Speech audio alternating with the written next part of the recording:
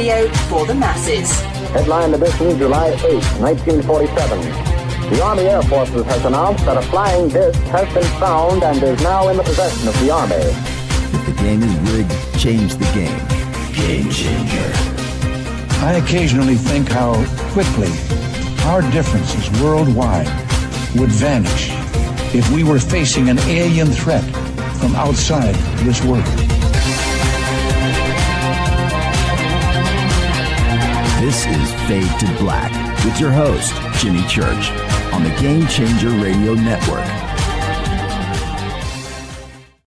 All right. Good evening. How you doing? Fade to Black. Yeah. Today is Tuesday, April 21st, 2026. Let's do this, man. I'm your host, Jimmy Church. All right. I'm going to start off the show with this. I understand the news that is swirling around our community today about David Wilcock. And I'm just going to say this for now. There are just a few people in David's circle around him, maybe a half a dozen, maybe 8 of us, that are close to him. And I have been in touch with everybody today, most of them. And I don't have anything to say right now until that circle that I speak about knows David. Okay. Everything else that's out there, and I appreciate everybody's emotions and stuff. I do. But that's where it is right now with the rest of the community. As for myself and that small circle, we're holding off on commenting. A few have. But until when the Boulder County officials release a statement, at that time I'll address it. But to show David and his family the respect that they deserve, that stays right there until there's an official statement, and then I'll comment about it at that time. Okay? All right. In the meantime, this week on Fade to Black, it is 2,300 shows that we are celebrating this week. Last night, Dr. Scott Kolbaba was here talking about physicians and NDEs. Tonight's the one and only Isaac Arthur is back with us. And tonight is Artemis to the universe. It should be Artemis, from Artemis to the stars, and everything else that Isaac and I can manage to talk about. We'll pack it all in. Tomorrow night, Richard Dolan is here. We're going to get Dolan's latest thoughts on all of the breaking news. And then Thursday night, the one and only William Henry will be here to talk about the psychedelic Christ. It's a huge week here on Fade to Black. Nothing but the brightest and the best. And certainly Isaac Arthur falls into that category. My next event coming up, and it is not this weekend, but next weekend, the Contact Modalities Expo, May 1st through the May 1st through the 3rd, 2026 in Delavan, Wisconsin. The links are below. Contact Modalities Expo, that's XPO, contactmodalitiesexpo.com. I'll see everybody next week in my hometown. That's right, the Midwest, Chicago, Wisconsin, Delavan. It's going to be awesome. All right. Whew, I'm so excited. Isaac Arthur is back with us. He calls himself a futurist. I call him a big brain. And we're going to be talking about Artemis tonight and what that means to all of us Earthlings here and what is the future of space exploration. This is his wheelhouse. This is what he studies, researches, and of course, produces some of the most amazing content on the entirety of the internet. Now, check this out. Science and Futurism with Isaac Arthur, award-winning, yes. It's a YouTube series now with over 1 million 1 million subscribers. All right. If you haven't done it yet, I've said it so many times. It is the reason to have an Interbox. I would like to welcome back to Fade to Black the one and only Isaac Arthur. He's right there. Isaac, good evening, young man. How you doing? Doing great, Jimmy. Glad to be back on. How are you? 1 million. 1 million. 1 million. It came out of a bit of a surprise, and I think a lot of it was Artemis. People got a little bit more interested in space, and we are making our way there slowly, and then we had a bit of a surge after the mission started. So, yeah, BS. I saw your post. We need 2 more subscribers. We need 1 more subscriber. Come on, man. And you did that for 3 weeks, and you got those last 2. But you did it. You did it. You know, this is a good time. And then we'll move on from this because there's so much to talk about tonight with you. And just thank you for being on the show again. You're one of our favorite guests, and it's one of my favorite shows. Well, yeah, there's that part, and thank you for that. But I utilize you for helping me sound smart. Okay, that's the first thing. Okay, and and I steal all of your best stuff. I steal your worst stuff, and I still sound smart. But it goes back to you and I. When I reached out, I found your channel way back when, right? I don't even know how many subscribers you had, but it was in the tens of thousands, right? And you remember, and I was like, this guy, he's my dude. And I reached out to you, and you replied, and we've been friends ever since. And I've just watched you, and you deserve all of it. Your content is just absolutely amazing. So congratulations, man. It's a milestone. That's a big achievement. You know what though? You got to wait like 15 years to get to 2 million. So just enjoy it. Probably true. The next benchmark is 10 million. That's the official YouTube thing. I don't really think there's that zone for people. So, I don't think it was way there for 1 million. But yeah, I think probably 1. We might get to 2 one day, but probably a long ways off. Well, okay, I can help you with that if you want to get to 10 million. You know how you do it? Cat videos. Let's start doing cat videos. What do you say? Cat videos? Could work. Yes, it could work. Cats one in of our space. favorite episodes that I did was one on uplifting, which we make these technologically enhanced animals. You make them smarter or give them opposable thumbs. And the cover art I used was one that had a smart looking dog that I found that had on various high tech gear. And I put up there, and somebody says, "Oh, it's Isaac's furry episode." I was like, "What's a furry?" And they told me, and I wish they hadn't. No, you didn't really.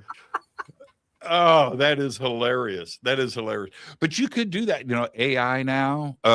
Hey, are you, just briefly, I don't want to spend any time on this, but your content, all of it, most of it pre-AI, those are your excellent artists that were working for you and creating the animations and everything else.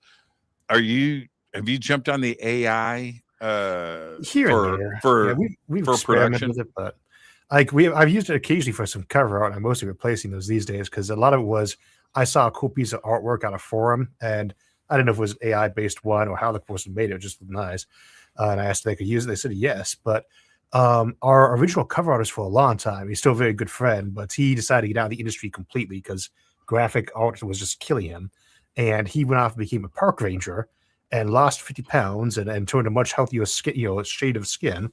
And so he's much happier these days. But I've never been able to find a freelance artist I've liked working with since then that really meshed me right. So I still mostly do my covers off of stock art. And then in terms of things we used in videos, I've done AI generated images for topics that were kind of hard to find any kind of art for. But that's part of the reason I switched to doing on camera last year was it was just getting exhausting trying to find visuals that were up to that standard for things you don't necessarily have something to say about. So if I haven't got a good graphic for this, I'll just be on camera for this piece and put a graphic up the next time for one that actually fits. It's a hard one to work with because in futurism, especially, you work with AI a lot, but there's mixed qualities on it. It just varies. I don't judge anybody who's using AI heavily on their shows for animation, for instance. You do you, but at the same time, I don't really like using too much on the show as it is right now, visuals wise. And I think I've been burned by using it more than what I should have last year when it was all the rage. But Yeah, hard to say. yeah. We haven't taken the bait yet. I do have, as far as Fade to Black goes, Mhm. I do have a couple of people that have worked with me for a number of years that are really good at it, and I let them do what they want. Mhm. And okay, all right, so I'm fine with it. What are you going to do? You know what happened to me, and then seriously, we need to change gears because this is a whole nother show. You want to come back? We'll do an AI show. Always glad to be on. Your original AI videos about aliens and AI and where they would be, you did all of that before, right? And those you scared the crap out of me, and I like your insight on that. Anyway, I actually forgot what I was going to say. So then let's move on. Let's move on. Before we get to Artemis, there are a couple of things that are front page news right now. And one of them is the disappearing scientist, right? Yeah. What now? You could be next, right? What were we just talking? Don't tell everybody what we were just talking about. But what we were talking about in sound check it kind of applies. Anyway, I would say back when I first got into physics, we were getting ready to take our nuclear class, and they warned us. I wasn't never sure if this was entirely true, but I've reason to think it was that the moment you take a nuclear physics course, your name goes on a list the FBI keeps. And I later find out, yeah, it's on there for so many other different reasons involving science too. They kind of keep track. It's like if you ever go to China, they're going to have you popped. I was like, I don't think that's probably true, but it makes you think. Because like, what do we actually keep track of? Which scientists know which that might be kind of dangerous information? And I'd say I don't think there's anything that I would know that would be in any way particularly dangerous in that regard, or even would from a nuclear physics course. But it does make sense to kind of keep track of those. And it gets spooky when you see people, But I don't know. I can't comment on that one in terms of like I don't know anything anybody else doesn't know on that, and I certainly hope the implication that those folks have been getting removed or anything like that is just not the case. But I don't know anything that anybody else doesn't know. Well, right, but I'm asking about your opinion. Opinion. I mean, okay, when something, even in physics and science, right, when it's repeated and then it starts to push beyond coincidence, or the feeling of being beyond coincidence, that's when you take notice. And to have, our elected officials like Comer and his comments today were pretty alarming. He's like, man, there's something going on. The Senate and the Congress, both houses are aware of it. Yeah. The FBI is now investigating. And that's when you just kind of back up and say, maybe. I'd say that the thing to look at would be, how many of us are there that would, whatever the group of people that's disappearing, how big is that set of people? And then how many people go missing on average for just falling off the radar or various other ways that people can suddenly, cease to be, and see if that's particularly anomalous. And it might be. And if it is, then you want to start seeing what's in common. And the question then, of course, is well, who should investigate that? Of course, the answer is the FBI, which we, of course, trust completely. Yeah. Right. And now here's the crazy part about this. When McCaslin disappeared and that hit the news in our community, the UFO thing, McCaslin is a name that we have talked about for years. Okay. His name came up constantly. He ran Right Pat, where you used to work, right? And his involvement with Arrow and this and secret access programs. And okay, so we've mentioned McCaslin a lot.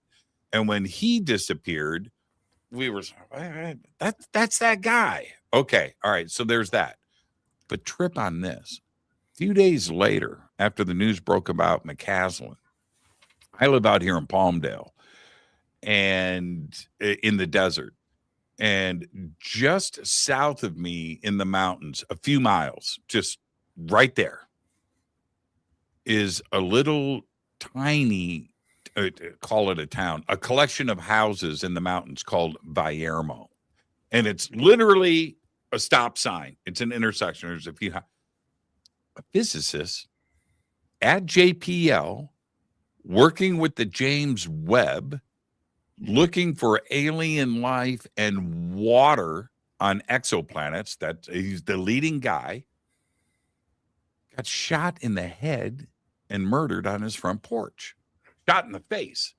The guy that they arrested didn't know him. Now, I drive past that house and through that, this is a small little community out here. And that's when I backed up and went, okay, that's weird. McCaslin, now this, and then all of a sudden,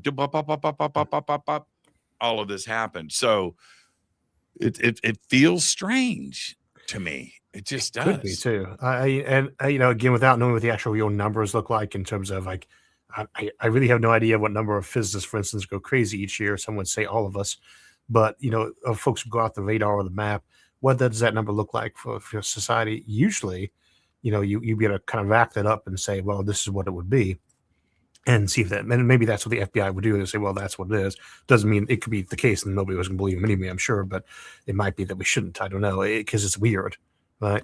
Right. And it would seem improbable that guy gets shot in the face in his own front doorstep in the middle of nowhere. It's not that never happens, but that's weird. And I mean, that might just be that case is weird. You never know what's going on. Not going to impugn him by implying anything because maybe he was involved or something, right? But we don't know. That's the investigation would show individually, and you start seeing all these connected. And I do know there's like examples where they thought they had a serial killer going on, but then once they examined the pattern, they thought it wasn't actually there. It was separate people.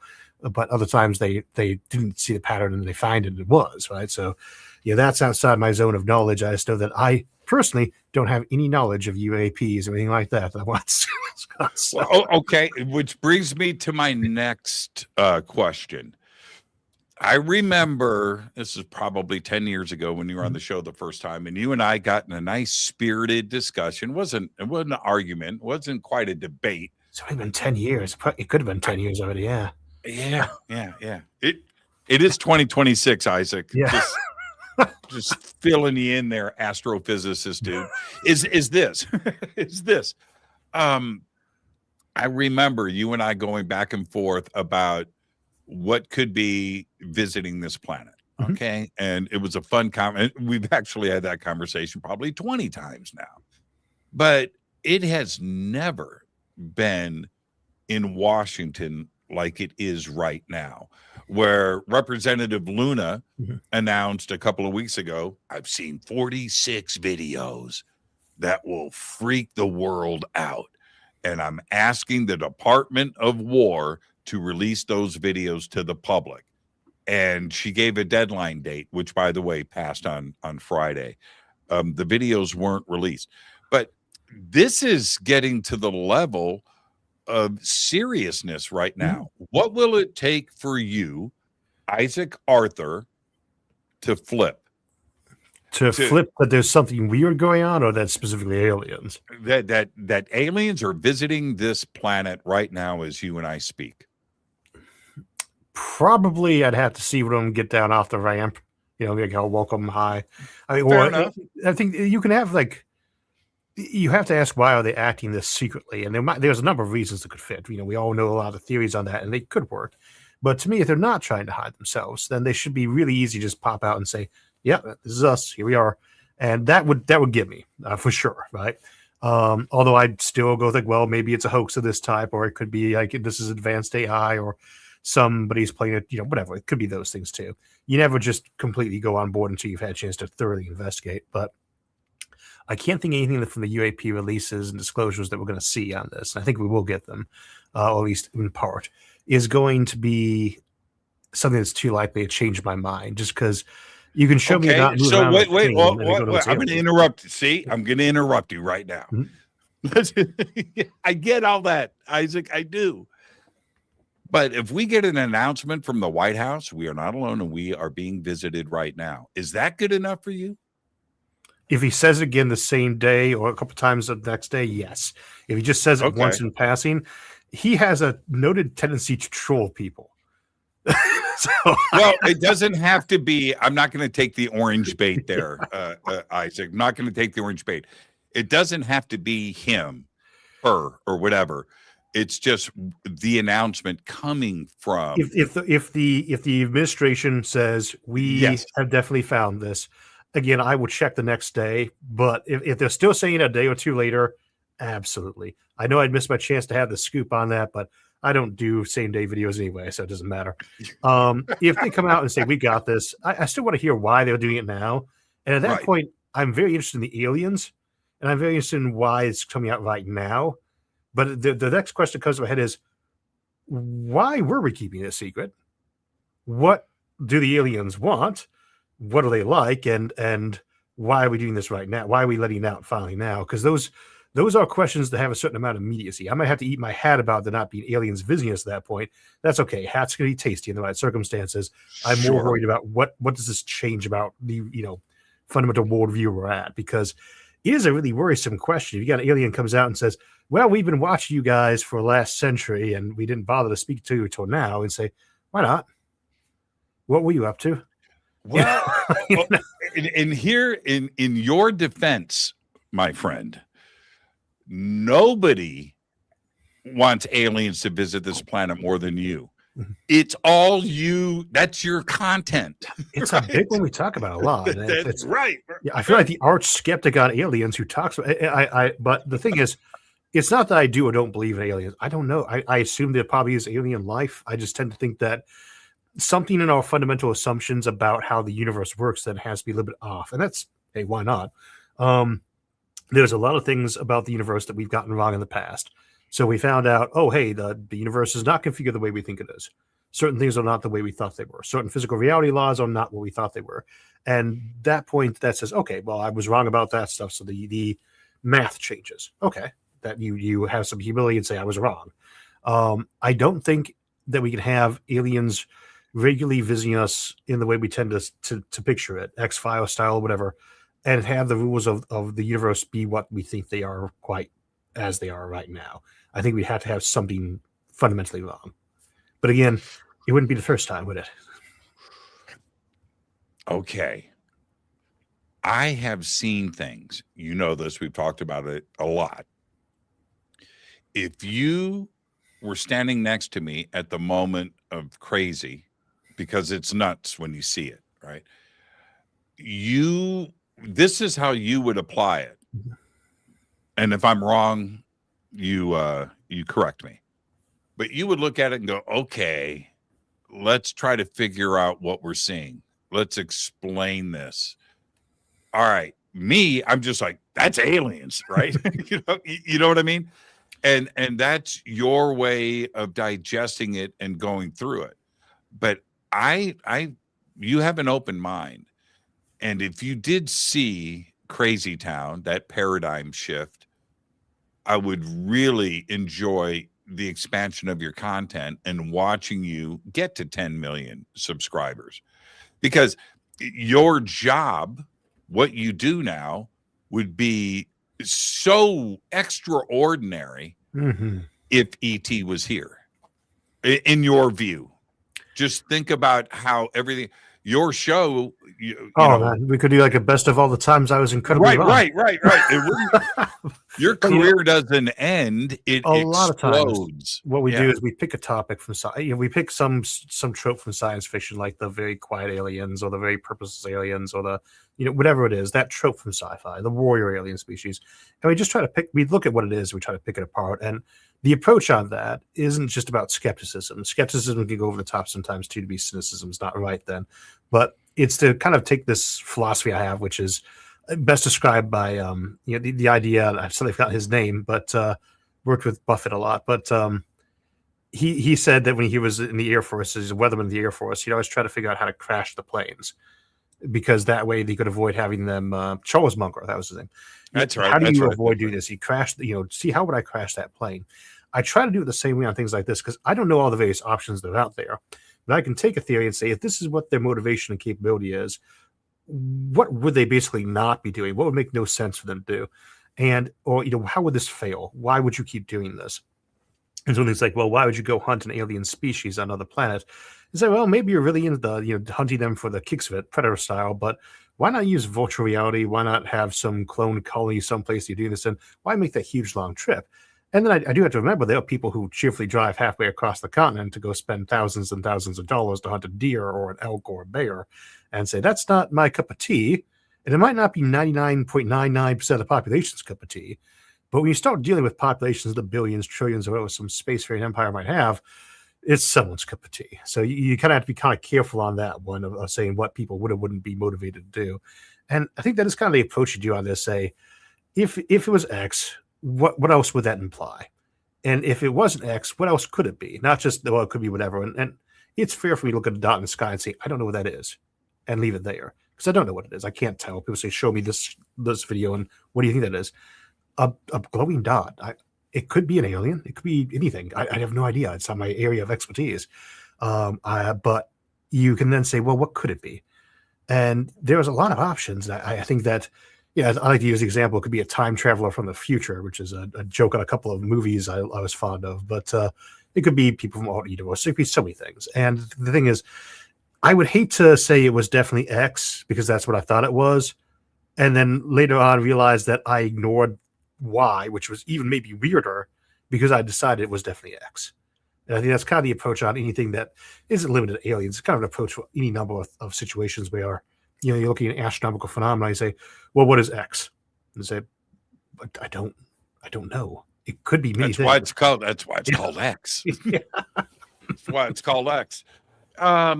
Okay. Now let's get into another tasty subject before we're going to get to Artemis, everybody. Why is the speed of light the measure of everything and the barometer that stops a conversation? How is it? I understand Einstein. No, I don't understand Einstein. I understand what Einstein said. But who says that nothing can go faster than the speed of light? The known laws of physics say, so therefore nothing is visiting this planet. Mm-hmm. That I think that is ignorant. Well, you can certainly go faster than the speed of light. That's not an issue. Tachyons do. Yeah, I don't know if tachyons exist, but I would say when we say nothing can move faster than the speed of light, that has to be taken with a big grain of salt of how we're saying that, because right now almost everything we can see in the universe is moving away from us faster than the speed of light. That's right. How that works. And there's probably even more universe beyond that already went over that cosmological horizon long ago that we can't see. That we'll never see. We will never move away from us faster than the speed of light. But this doesn't violate relativity because it's just a misstatement. We should never have called it the speed of light in the first place. That's the first thing we measure. We didn't get anything special about it. It's the speed of information. There's a few other particles that move at that speed too. It's the fastest you can go when you don't experience time yourself. Photons do not experience time. They have no mass. They don't experience time. The faster you are going, if you have mass, the more of your makeup is that energy of motion, that kinetic energy. The less of it is that mass energy, and the slower you experience time, because that's the component of experiences, basically. The faster you get, the more and more of that can increase. But you can never actually, no matter how much other energy pile on there, whether it's 0.1% or 1/100th or 1 part per billion, some part of your object is still containing mass and is still experiencing at least some time, even if it's been dilated down to a billionth.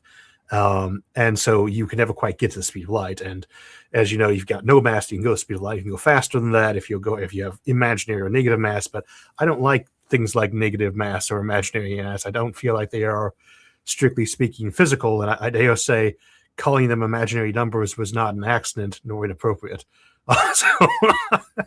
Same thing can be applied to dark matter and dark energy, though, too. There is a small difference there, and they're two different things. I think people talk about dark matter and dark energy a lot as though they're related, and they have two things in common. One, there's a whole lot of them. Most of the universe that's got mass is dark matter. Most of the energy is dark energy, and that makes it most of everything as it were. But the other thing they have in common is they're both dark in the sense that we don't know quite what they are. And it's kind of like calling something Weapon X or the X8 or whatever it is.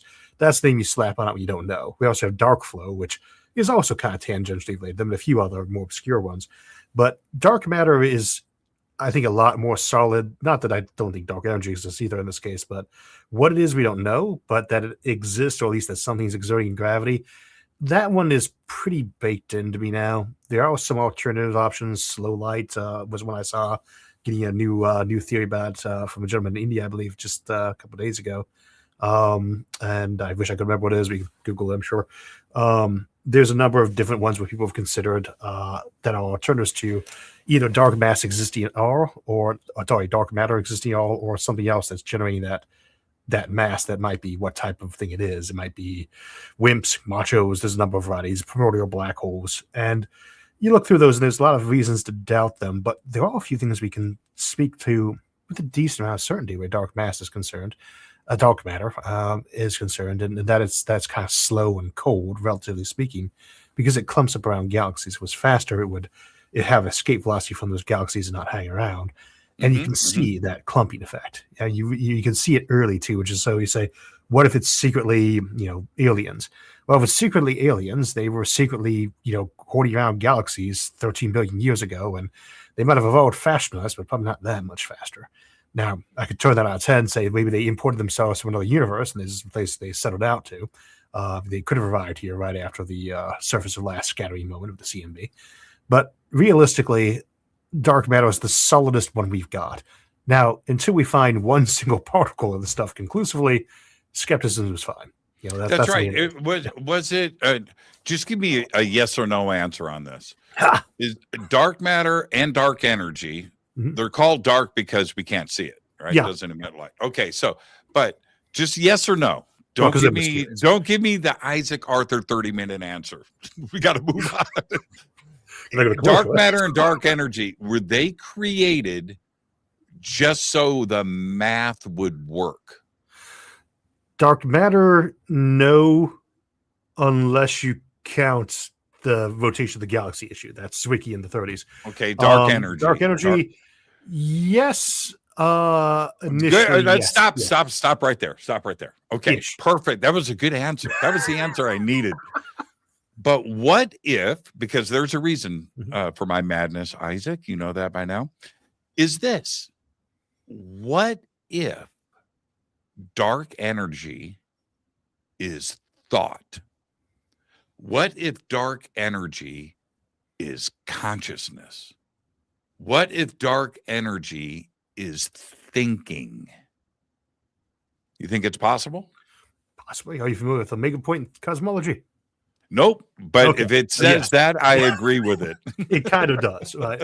So, and that's more of a big crunch era one. It's the cosmology from Tipler, but it was the idea that same as organic, so non-organic matter will kind of eventually become organic matter. The idea that biomass will keep rising on a planet over time. Say, well, it should go to a more complex life, and ideally something that's designed to think. So the original Omega concept, Omega point concept, was that from Desjardins, was that the amount of material that's devoted to intelligence in the universe and on the Earth, etc., should just keep rising, ideally to some optimized point of whatever percent or 100%. Everything turns into thinking material. And one of the alternative options for dark matter, which is why we have to say that it doesn't look like it's changed in quantity since the universe began, is that these are basically large chunks of mass that have been turned into thermodynamics defying brain computer things out there that advanced post-human or post-alien civilizations used all their thinking on, which is entirely plausible because that's something you'd probably do if you could. And so the idea being, over time, more and more mass and energy is devoted just to pure thought, which is kind of hard to see. And let's ascend to a higher plane, pure thought, just mechanical concepts or electronics or whatever technology they might use. The issue there is that you would expect, if you looked back in the past, that a smaller percentage of stuff that you saw was that dark matter at that point. And yet it appears to be basically the same amount. Now, dark energy is rising, but that mostly is what we say is that's the energy of space. Space is dark energy. It's the cost of having a chunk of empty-ish space. Nothing's ever really empty. As to the idea that it's kind of put in there as to like fill a mathematical hole, yeah, same for cosmic inflation, which is that initial bit right after the Big Bang.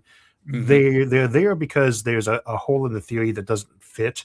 They fit it pretty very well, and that doesn't make them true. So you have to go find evidence of them. And I would say the evidence for dark energy, while it's not up there with dark matter, it's pretty strong. And that in the context of it being what we think it is, in terms of expansive and all the wonderful stuff with Hubble expansion. But I would say, I know people don't always like dark matter or dark energy because we can't see them.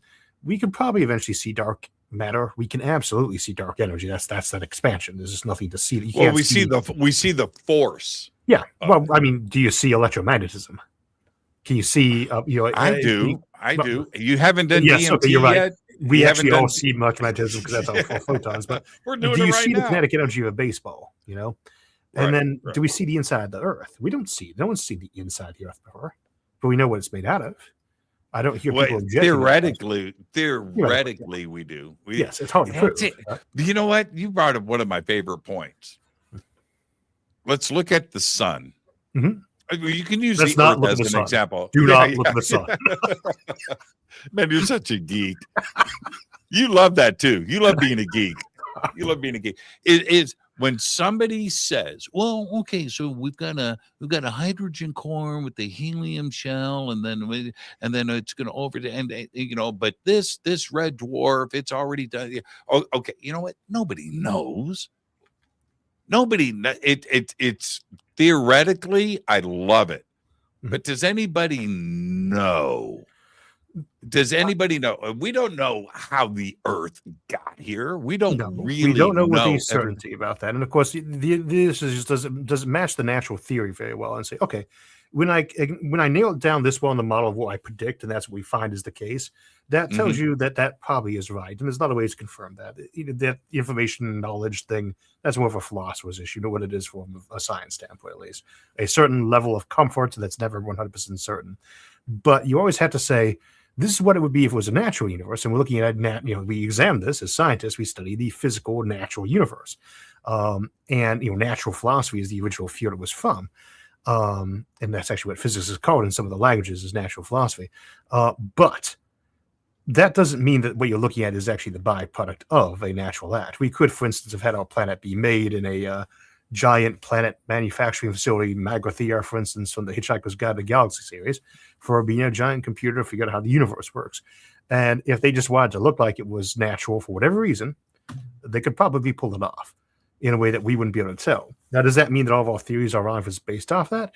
No, because kind of like a textbook, if they were trying to make it look natural, then we probably could learn most of the laws of nature by examining it anyway, because they did a very good job and presumably knew that was better than us.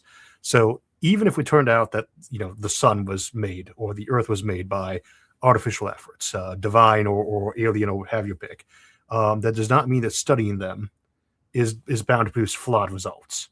But it is worth remembering that just because you've found something that appears natural or figured out what the natural rules are does not mean everything you're looking at is automatically natural either. Right. But the moon was manufactured. You know that. Could be. you know that. I mean, we don't even need to talk about that. We have a number of theories for how the moon came into existence or came to be captured by us. You did the best videos on that, man. Oh God. I'd get to the end. I'm like, I'm listening again. I don't care. I don't have to get up in the morning. It's fun to do too. I don't want to say otherwise. I'm a skeptic by nature, but I really enjoy the topics. I mean, I did one on building flat Earths because one, I thought it was cool, and two, I am as fond of fantasy as I am with sci-fi, and I love when those when the author puts together a really complicated system. And zetetic astronomy, for instance, I mean, it's out there, but it's kind of fun to read. So I can't tell you how many nights I'm burning through your stuff, and I'm sitting there, and I'm in the dark, and I'm just like, my eyes are like, what is he saying? I'm just like, man, he's freaking me out. Not only because, but you have a way of getting your imagination and into theoretical sides and getting it into the scientific side. You've got a lot of people that are around you that are creative on this too as well, that assist you, but you present it in a way that is very, very digestible. Yeah. And that's not easy to do. Only a few have been able to pull that off. Asimov, for sure. Clark for sure. To some degree, Gentry Lee. Yeah. Who I have an immense amount of respect for. Have you seen his new documentary, Starman? I have not. I mostly know him from the Obama books he did with Clark later on. Yeah. But yeah, They were good. they're good. Actually, okay. So anyway, it's a documentary. It's called Starman, about his career, and it's incredible. And what he has to say, he's in his mid-80s, still hanging out at JPL. Still some people doing just his live a thing. long time. Man, he's just. No, And, we had a joke in the physics community that if you want to wait, you're going to be a long time waiting for tenure because physicists never died. Almost all I know did in like their 80s or 90s. I felt so bad after watching that documentary because I was very critical of Gentry Lee and his stuff that he did with Arthur C. Clarke, because there's pre-Gentry with Arthur, and then there's the post, the what do you call it? AG. After AC after Clark. After Clark. Yeah, it was after different, Clark. and I mean, but you could make the same analogy with the later 2001 sequels, like 61 and 3001. I actually read 3001 before I saw anything other than the original movie. I didn't read the other books yet. And there's definitely a different style. You can tell the ones where WB was dividing. I And didn't again, dig it. not all for the positive. I didn't dig it. Then I watched Starman and was like, oh man, he's actually a cool dude. I shouldn't have talked all that shit. I would say, but a lot of times, like I get tempted to jump on this or that person who's working on an adaptation or a sequel to something where the original author died. And because there's a few of those that I really enjoyed too, but a lot of times I don't. I find that when I get tempted to be overly harsh on judging them, if I actually find out much about the production of the effort, it tends to, at the very least, make me cool my heels a bit and say, well, and like the Foundation series, I love that original series. Some of the books later on are actually kind of weak that Asmo wrote, for instance, too. But the series, original trilogy, is great. There's a lot to like about the Apple series too, but there's also so much to dislike. And I try to keep the parts I like in mind, and then kind of learn about why they went this way or that way. Right. And a lot of times, at the very least, helps to ameliorate the feeling of you trashed this classic thing I loved. But, Well, okay, so the Foundation series. Okay, there's two things to comment about on that. One is Clark with Childhood's End. Okay, and the 3-part movie that was made from that, and then you have the Foundation series and the way that Asimov ended that. I didn't dig the way it seemed like. Yeah, spoilers to follow, but they love their hive minds. Yeah, right. It was just like, I felt like the very last book was almost an attempt to kind of justify it or back off of it. Right, exactly. And I didn't dig it. It was like, man, he's trying to end this, and then all of a sudden, the last page, the end. I was like, man, wait. That's not. Anyway, the TV series, which is fantastic, except for the ending. The ending's like, okay, happily ever after. I was like, oh, that's right. That's what Asimov did. But in Childhood's End, that was done correct. And so you have a 40-page book or whatever that was. I forget. It was short. But that was turned in to a 3-part movie that was excellent, and the ending was correct. And it was really weird to see Foundation get messed up, but Childhood's End turned out to be a gem. I like the idea of the so many things the Foundation series are doing nice with, like the Cleon Dynasty, and some things they're nice to have updates on because there are some plot holes in the original series. Same for Dune. I love Dune. I love everything they do with Dune right now, but it's a little bit different. But I like the David Lynch version too, which is saying a lot because that's very not canon. It's heresy for most people, but I loved the original. It was mind bending, and that's something Lynch did really well. Yep. Somebody asked me earlier tonight, I was doing a live stream, like, what were you have like a song you used to relax to or celebrate to? And I wouldn't have been able to think about it until I was just recently was at that 1 billion number. We're coming down out of the Catskills, and I was trying to check my phone because I knew we were But we were coming home from vacation, and I know it's getting close. It's going to hit soon. And so my wife's like, you should put on some music that will make you'll enjoy, something to celebrate by when it happens. And I didn't have too much music on my phone, so I put up like 4 different songs. One was by Queen, big surprise there. It wasn't "We Are the Champions." It was Under Pressure. Just everyone was there, and another one bites the dust. But the other one was the Blue theme Danube. song from Twin Peaks. Oh, And that was the one I was literally listening to like 5 seconds before. Man, let me tell you something. When that music comes on for Twin Peaks, I'm ready to go. I need to rewatch that series as an adult too, because that was my mom was a big sci-fi fan, shockingly, and she would watch that religiously. It was coming out, and when you're, I was what 8 or 9 when that was out, but I could kind of follow it, but it was kind of too weird for me to get the plot off it. So I wasn't catching it, but I love that theme song. That was good. Oh, so good. I've watched the original series many times recently too, like this year, but the remake, the Showtime version, just as good. Is it? And I haven't seen it yet. We're watching. Okay, Should we're I done. go We're back done. and watch- We're done. Can I We're go done. back and rewatch the original and then watch the new one, or watch the new one and then watch the original? You can go either way, because most of the original cast is in the new version. What is it? 30 years later, which is nuts to think about that. But everybody's there. But there's a freedom that Lynch had on the Showtime version, which was more adult content, language, freedom of expression that you have on cable that you don't have on Fox or wherever that was. It was on Fox, I think, right? It was X-Files and Twin Peaks. X-Files was on Fox. I'm not sure about Twin Peaks, but I think so. Yeah, I think so too. But so, I'm sure it was, because they were joking on that one. I think one time on a Simpsons episode, which would definitely been a Fox thing of that year. So, how did we? What the heck brought up Twin Peaks? Okay, the theme music. No, David Lynch. We talked about Dune. David Lynch. Oh yeah, Dune. Okay. One day we'll get to Artemis. Every time you're on the show, I'm going to tell everybody. So after the show, Isaac and I will always, let's do this every week because it's fun. It's fun. Voyager 1. Did you get the news on Voyager 1? They just shut another system off to conserve power. I think there's like one functioning one at this point left. I am a huge fan of just seeing how long that thing can run, and we can keep a single on it. But I like us to make sure we get a very good positioning location at the very end, so that we can go and pick that thing up in a couple of centuries and stick it back where it belongs, to the Smithsonian.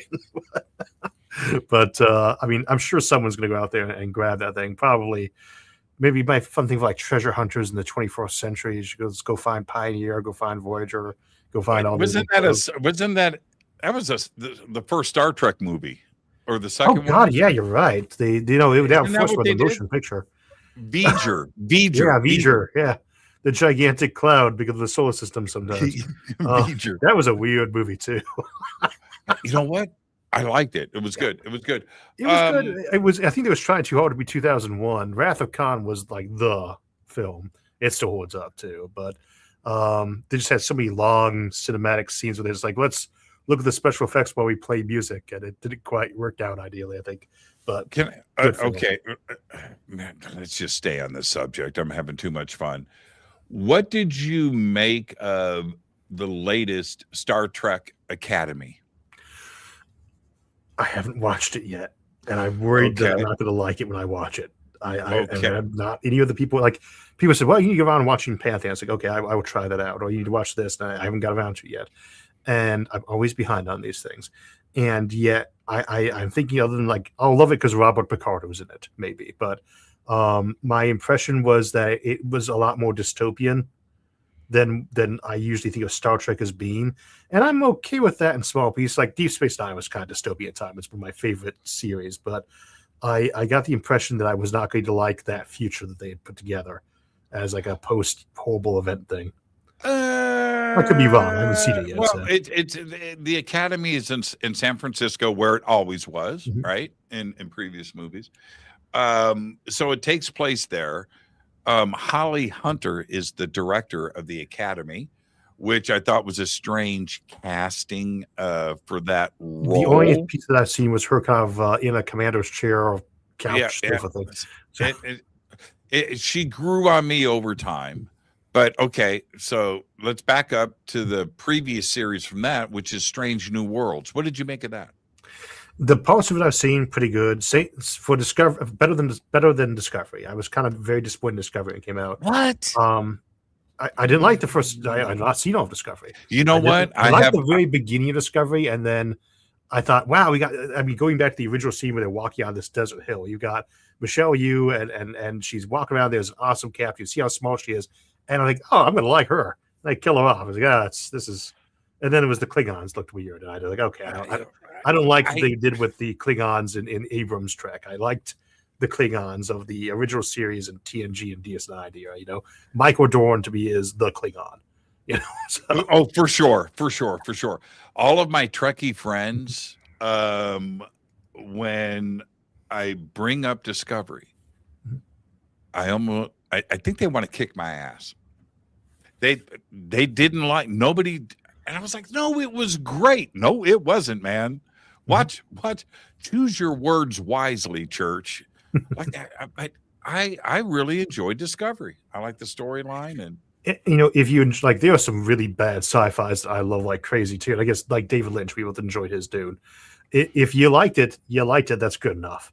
And I do not like where some people go on hating on Star Trek or Star Wars these days. I did not like the sequels much, other than Rogue One, which was great, and the Andor series. But you know, they're still Star Wars. So that, you know, is not my style of it. I didn't like the prequels when they came out either.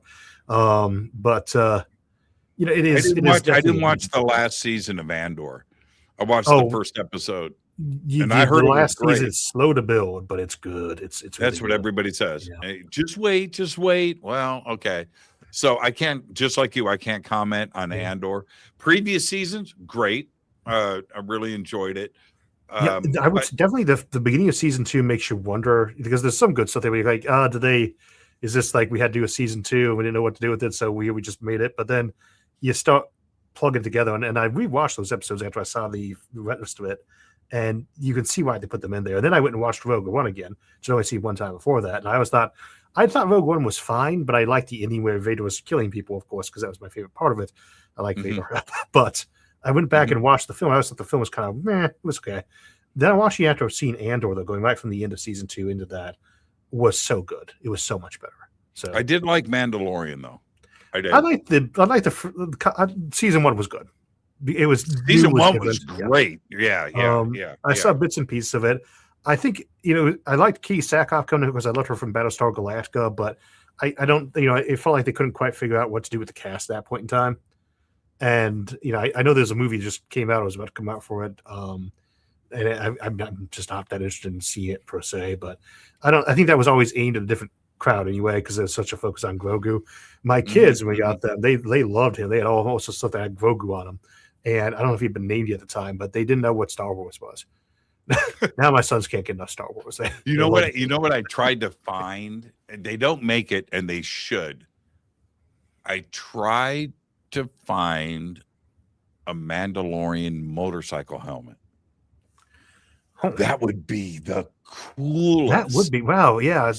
You need to edit that out so you can get that patented before someone steals the idea. I mean, I want the little, you know, the antennas coming out the back.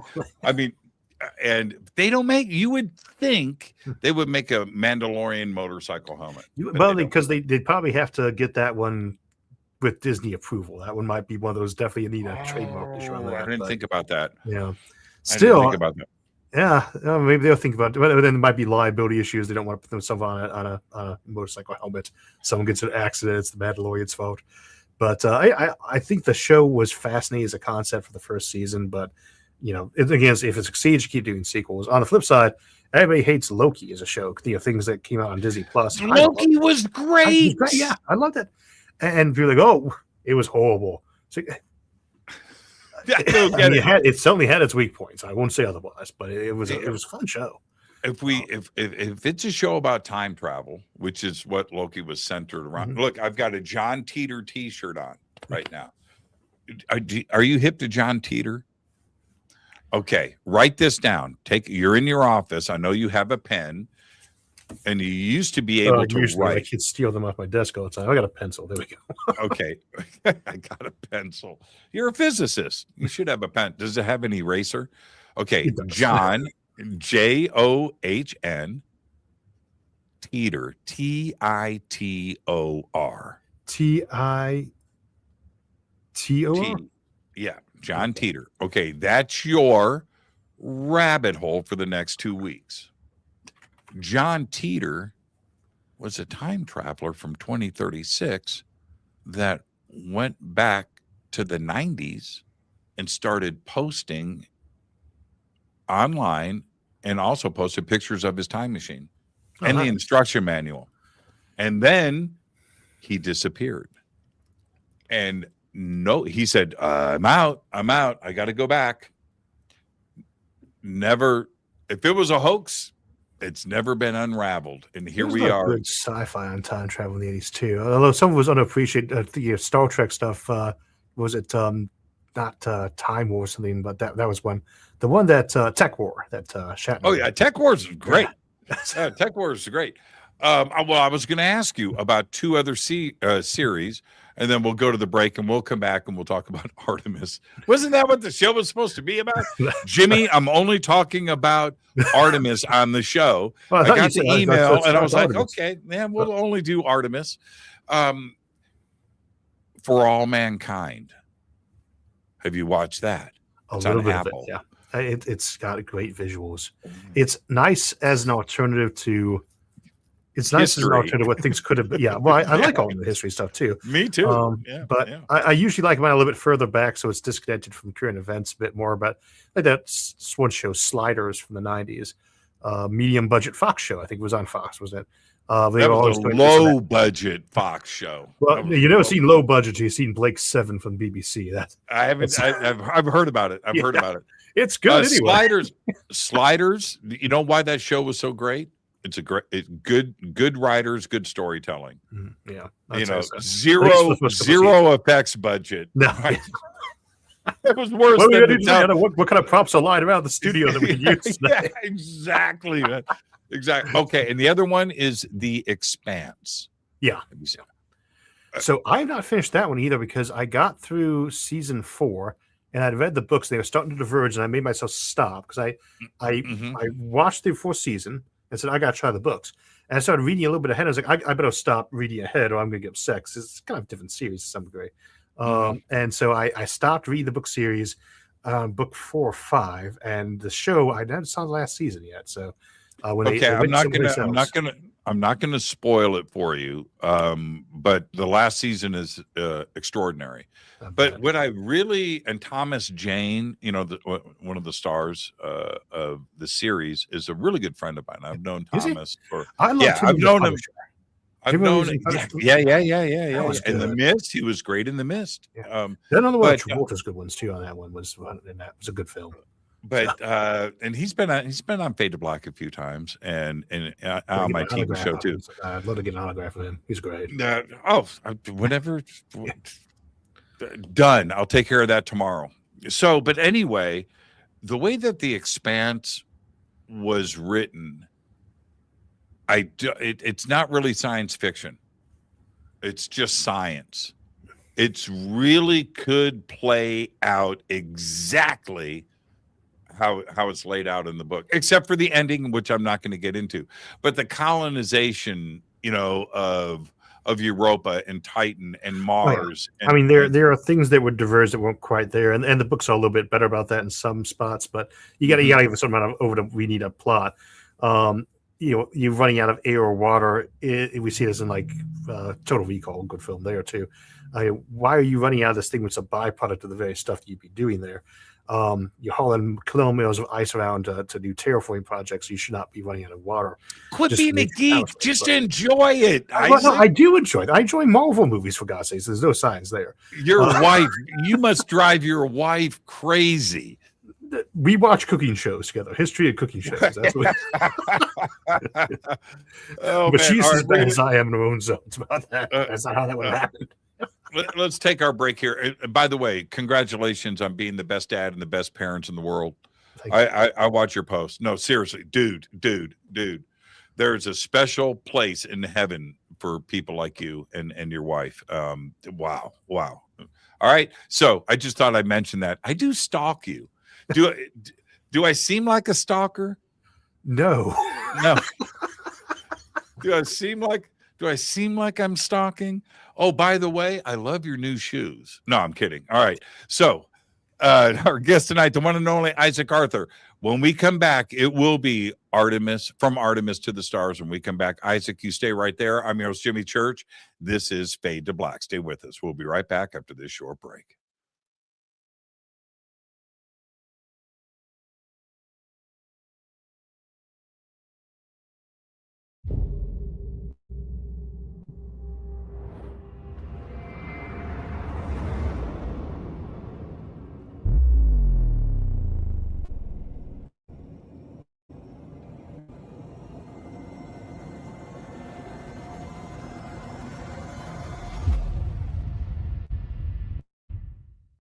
Subscribe to our YouTube channel to get your alerts and access to over 2,000 videos. Click that subscribe button right now.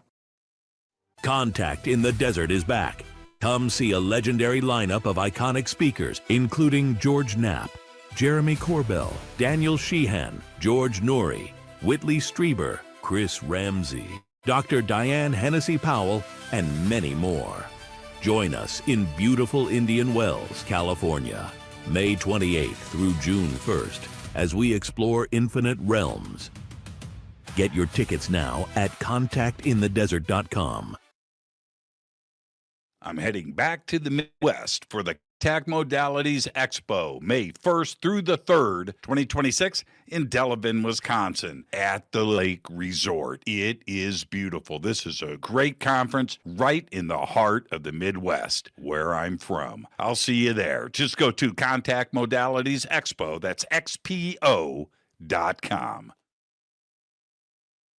I will be hosting and presenting once again at Contact in the Desert. That's May 28th through June 1st, 2026, the largest UFO conference in the world. Come and hang out with us June 23rd through July 1st. Tickets and everything else that you need is at contactinthedesert.com. Want to change your life? Want that paradigm shift? Then visit Peru with Brian Forrester and myself for the Inca Celebration of the Sun, June 23rd through July 1st, 2026. A full 10 days of visiting the country, all of the amazing sights, and of course, the celebration of the winter solstice. It's all simple to do. Go to hiddenincatours.com. Come join us for the Monty Python Scotland Tour, August 1st through the 9th, 2026. This is a once-in-a-lifetime event where you get to go to the castles from Monty Python and the Holy Grail. August 1st through the 9th, 2026. Just visit HaleyARamsey.com. Watch Into the Vortex on Gaia TV. It's Fade to Black for the screen. Simple to do. Gaia.com. Search Jimmy Church or click on the link below. Follow Fade to Black on Twitter at JChurchRadio. Get all of the show updates every single day. It's now called X, but who cares? Go to jimmychurchradio.com and become a Fadernaut. Get a membership. That's right. Everything is commercial free. You have access to downloads, and you get to call yourself a Fadernaut. River Moon Coffee, makers of the Fade to Black blend. Truly the best coffee on planet Earth. Just visit rivermoonwellness.com or their Amazon store. It's all simple to do. You can check out the Fade to Black blend, the Game Changer blend, or any of their Black Moon Wellness products. It's the only coffee I drink. It is the best, and it's Doc. Again, rivermoonwellness.com.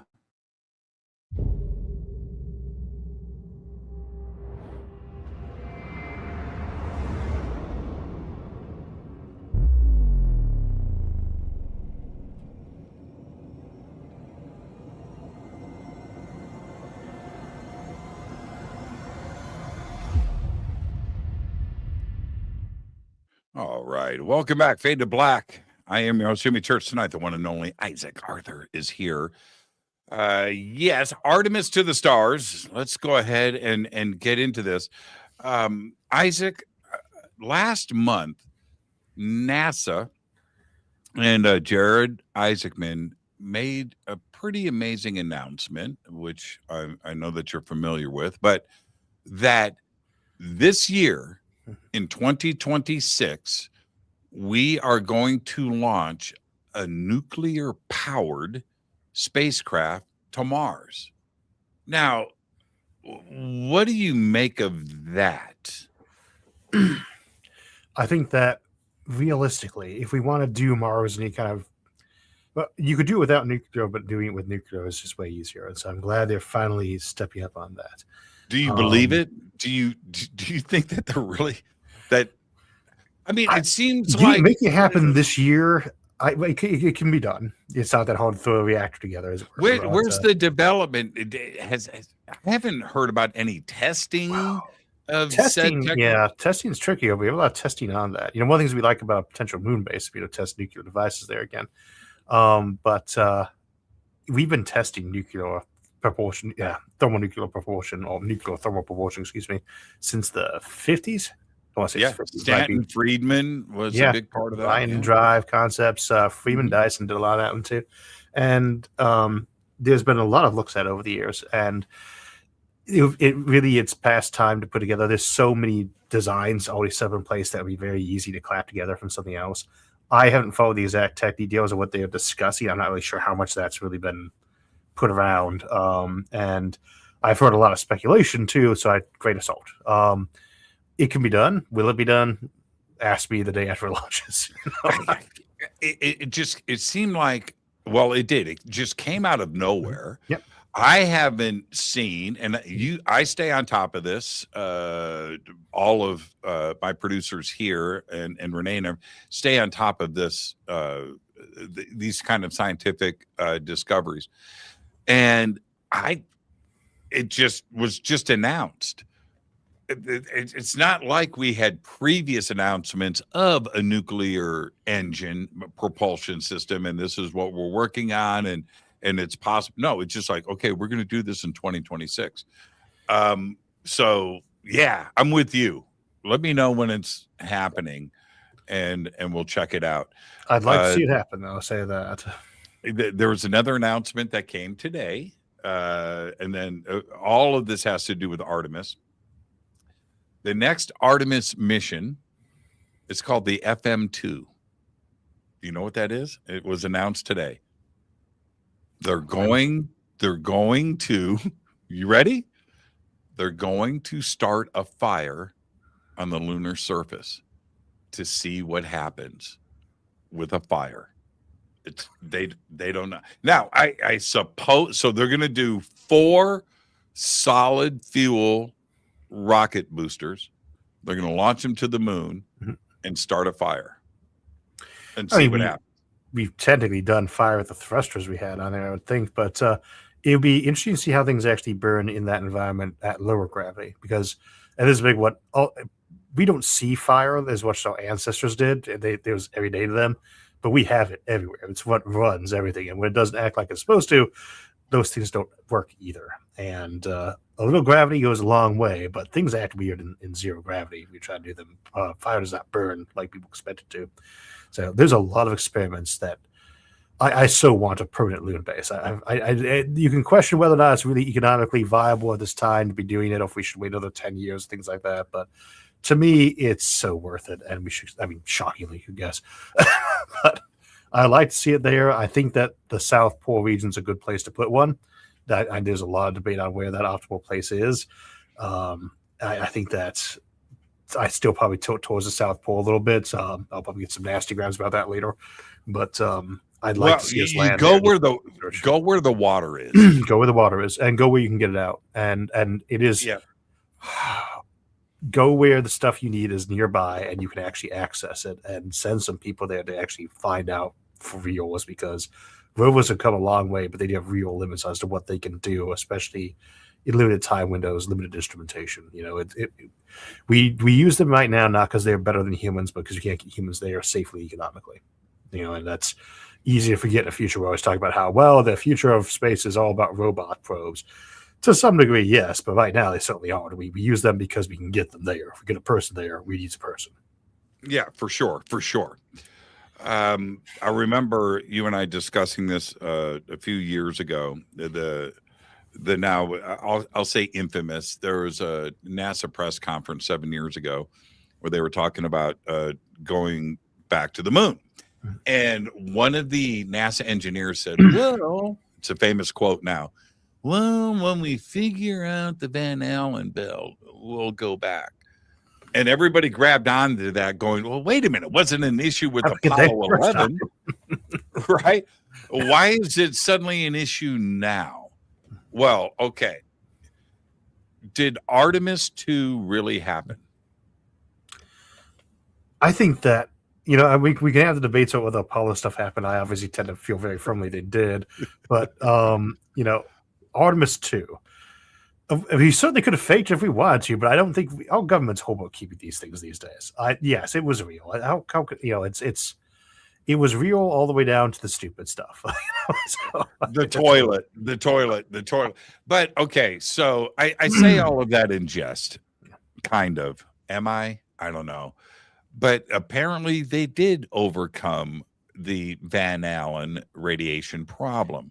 I didn't hear any conversation about any of that over those 12 days.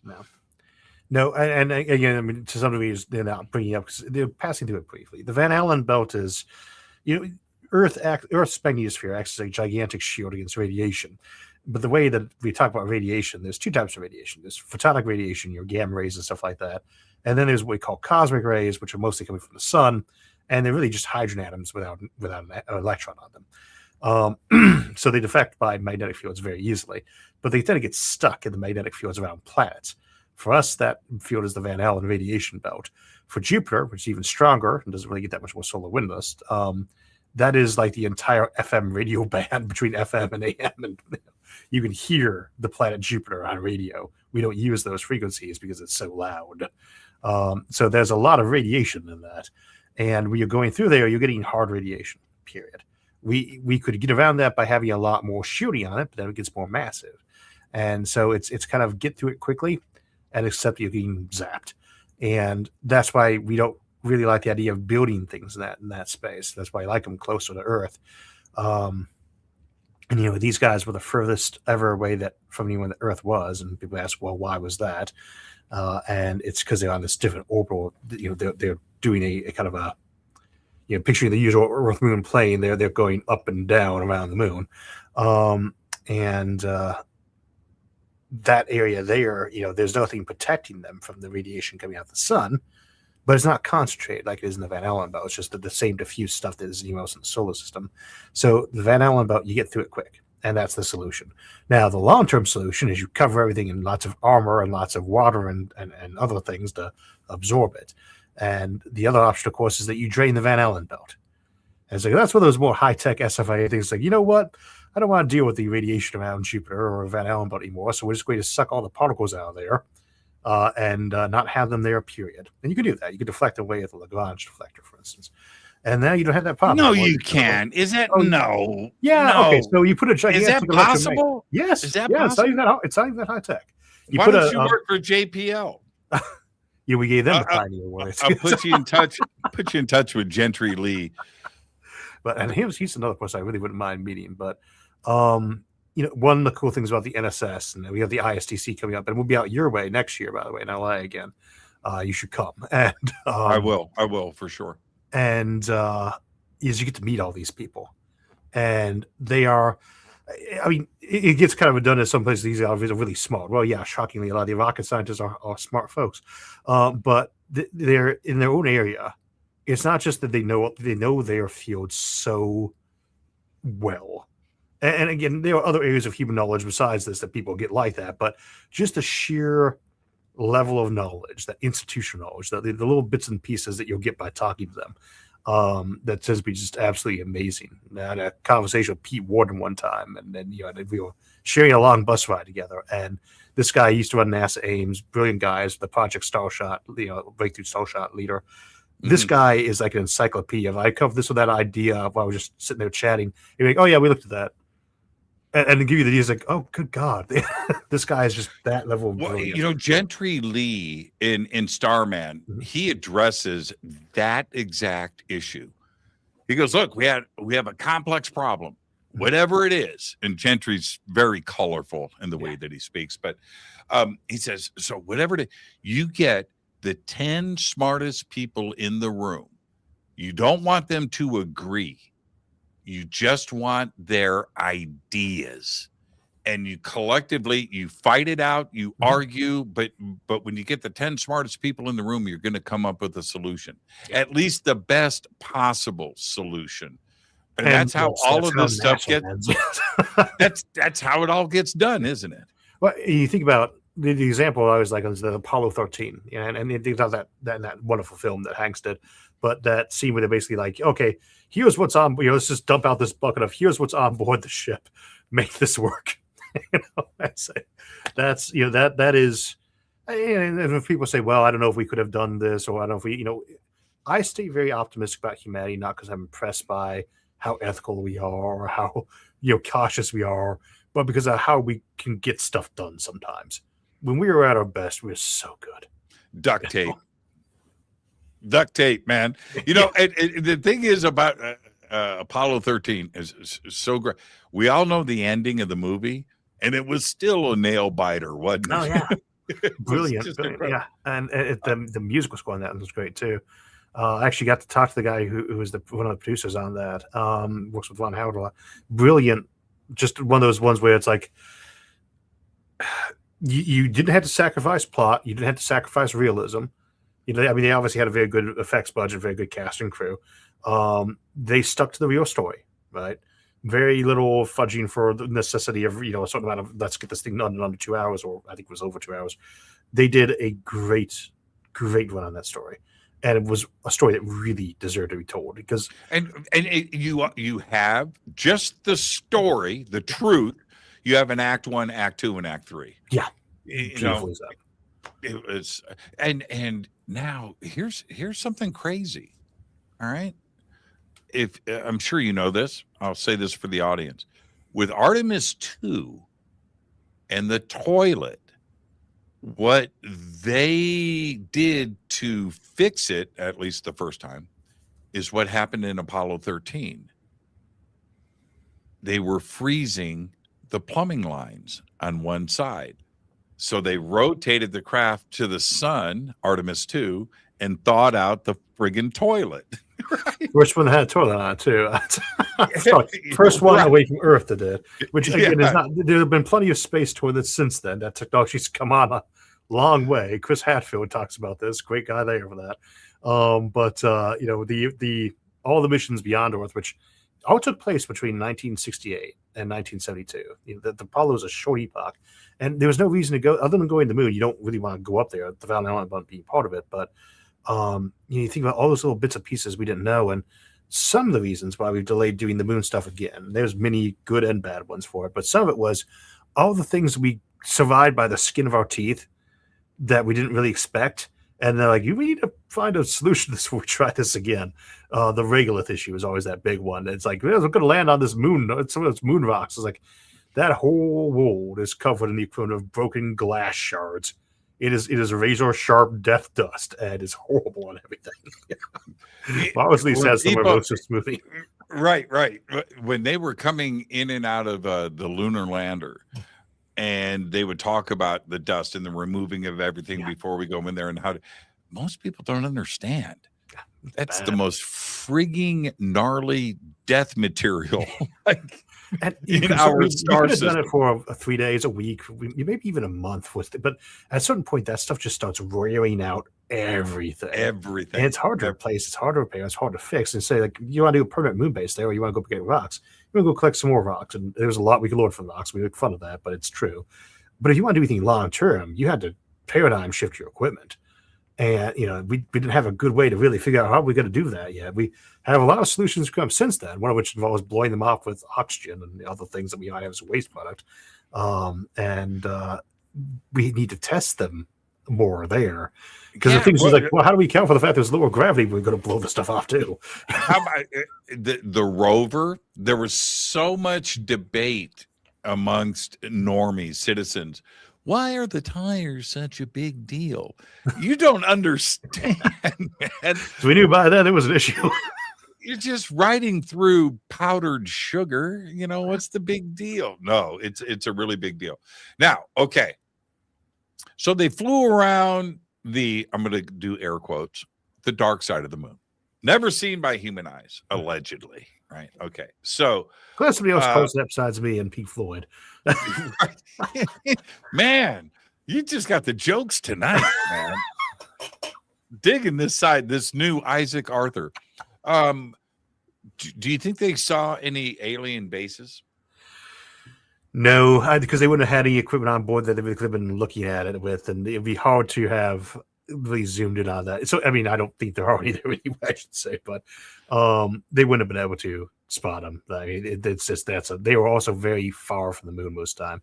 The amount of time they spent near the moon really, really short, just because they were on that really long track. They were in a less optimal range to be able to look at the moon from that ship than any of the Apollo missions were.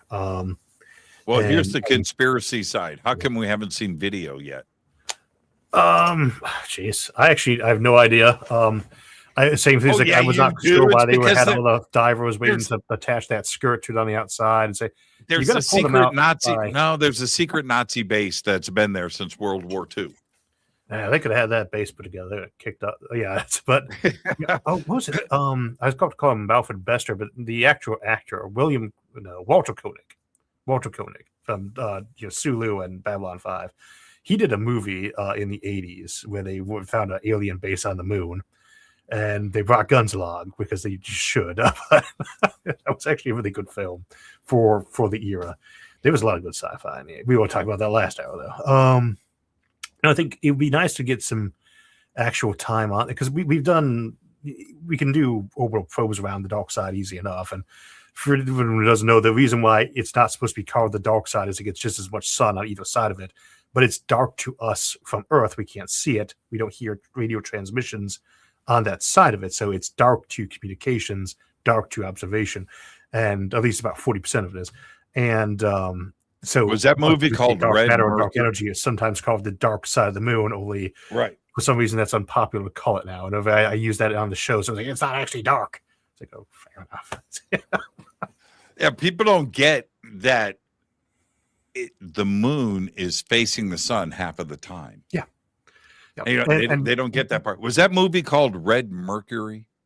With Walter Koenig? No, I think it was Moon something. I want to say it was like 88, 89, but it was before he was on Babylon 5. He and another astronaut go to the moon and find a base there.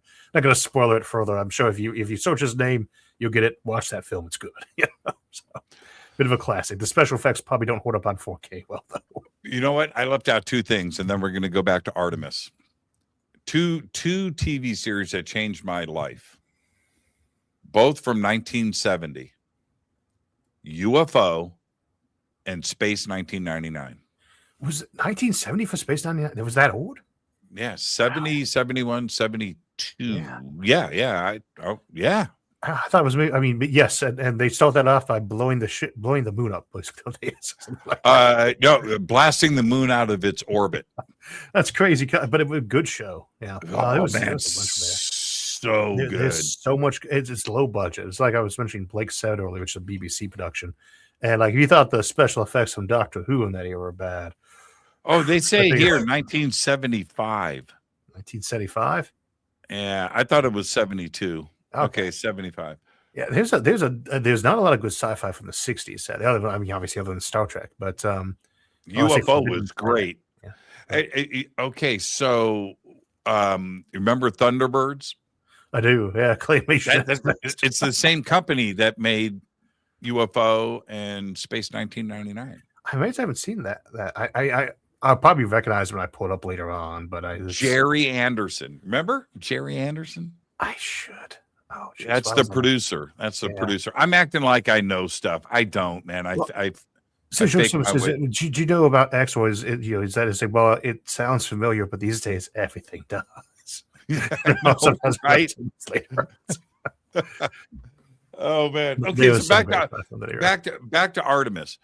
one of the things that I talked about before the mission, and I watched a lot, was here we have an opportunity now with technology for 4K, 8K live streaming. We're going to see the astronauts are going to have their cell phones and iPads, and they were what would they call those? The personal computing devices. That's what NASA calls the iPads. Budgetary reasons is that I was hoping for like a 24-hour live stream on YouTube that you could log in and see what I think that would have been a bandwidth limitation at the time, though, because it is hard to get a signal there. Like, don't make excuses for NASA. No, don't. But I didn't get that, and I was a little disappointed. There was some cool stuff. I'm not saying that, but I didn't get what I was hoping for. Did you get enough visuals? I'll be honest, I did not, but I kind of was expecting them not to be too much. I don't want to say these missions ever get boring. I really enjoyed watching them with my kids. My wife called me, even though I had them watch that when she was at the Capitol. I was like, but I haven't watched that launch. I had forgotten about the launch, and I usually don't launch. I was happy I wasn't really paying attention. I don't usually watch launches that much because it's I watched that one. Did you watch it? I did. I watched it. I love the countdown because I thought it was next time that was like the beginning phase. There's still a huge countdown. My kids got so into the countdown. It happened on time too. Yeah. That was the crazy thing. I thought it was going to be 4 hours later, right? And that like we're used to. No, that thing was that out there, and it was great. And I'd say it was great to watch it with my kids.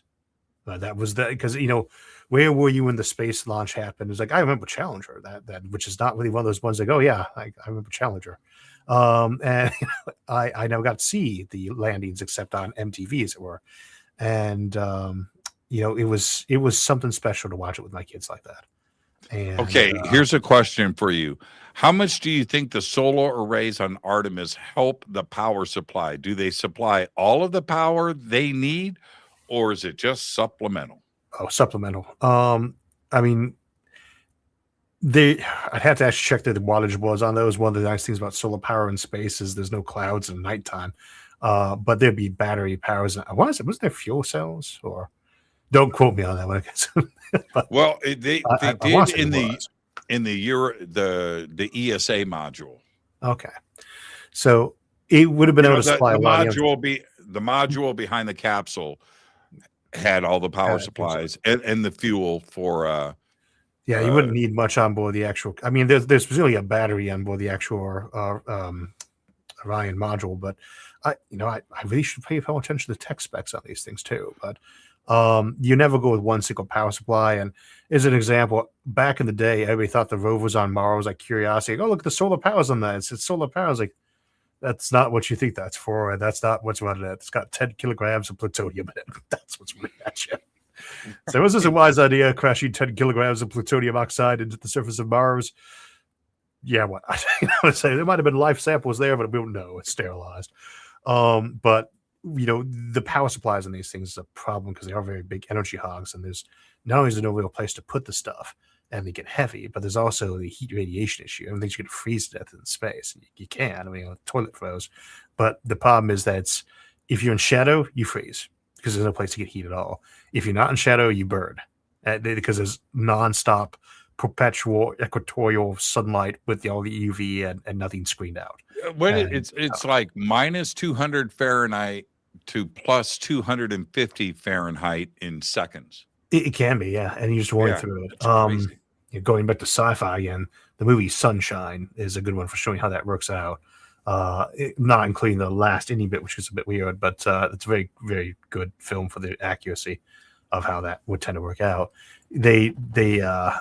You get unfiltered, unmitigated, nasty radiation off the sun, and dealing with that is expensive. It requires gold plating for things like visors and stuff like that.